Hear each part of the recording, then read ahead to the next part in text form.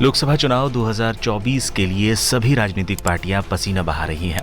फिलहाल 2 चरण के मतदान संपन्न हो चुके हैं, शेष 5 चरण अभी होने बाकी हैं। अब सभी की नजरें तीसरे चरण में होने वाले मतदान पर हैं। भारतीय निर्वाचन आयोग ने 7 मई को तीसरे चरण की वोटिंग की तारीख निर्धारित की है। इस बीच बचे हुए समय में सभी पार्टियों का ज्यादा फोकस उत्तर प्रदेश की सीटों पर है। उत्तर प्रदेश की 80 लोकसभा सीटों में से एटा भी एक है। ये सीट पूर्व दिग्गंत मुख्यमंत्री कल्याण सिंह का गढ़ मानी जाती रही है। पिछले 1.5 दशक से बीजेपी का इस सीट पर कब्जा है। वर्तमान में कल्याण सिंह के बेटे राजवीर सिंह मौजूदा सांसद हैं। अब सवाल यही है कि इस बार विपक्षी दल सपा या बसपा क्या बीजेपी के विजय रथ को रोक पाएंगे। समीकरण पिछली बार से कुछ बदले जरूर हैं। देखना होगा कि सपा का शाक्य और बसपा का मुस्लिम दाव कितना असरदार होगा। दिलचस्प है एटा का चुनावी गणित। एटा का चुनावी गणित बड़ा ही दिलचस्प है, घमासान भी तगड़ा है।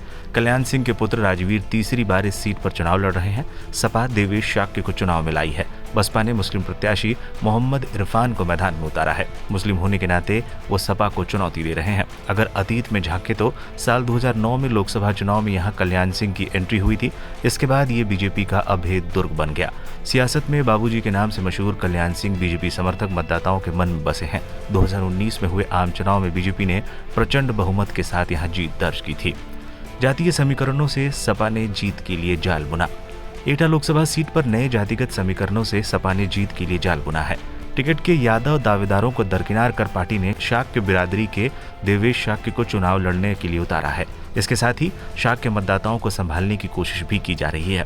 लेकिन इस प्रयास में पार्टी के यादव वोटर अगर फिसले तो सपा का पूरा सियासी गणित ही गड़बड़ा जाएगा।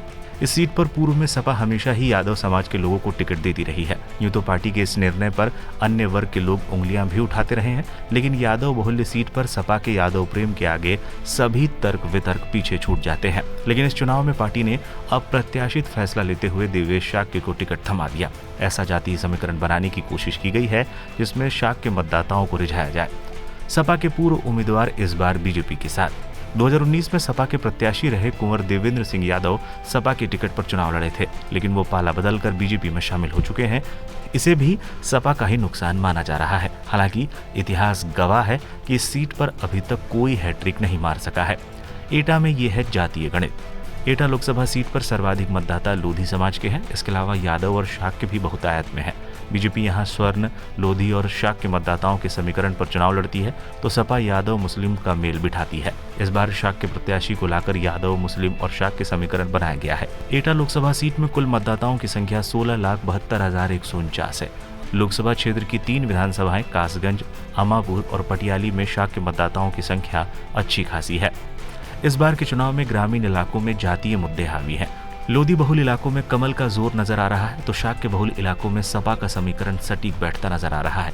शाक्यों को सजातीय कैंडिडेट मिलने से सपा की ओर झुकाव संभव है। वहीं यादव बहुल्य क्षेत्र एक बार फिर से सपा के साथ ही नजर आ रहे हैं। अब इन सारे समीकरणों का किसे फायदा होगा और किसे नुकसान, ये चुनाव परिणाम ही बताएगा। लेकिन मामला यहाँ कांटे का नजर आ रहा है।